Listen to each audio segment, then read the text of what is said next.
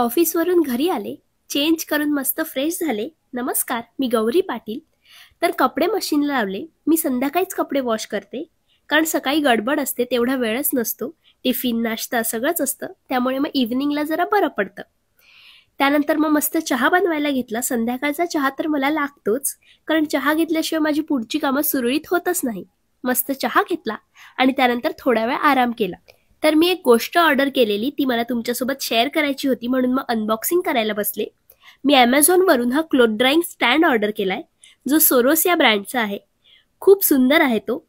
Foldable आणि अतिशय compact आहे. वापरायलाही अतिशय सोपा आणि इन्स्टॉलेशनची काहीच गरज नाहीये.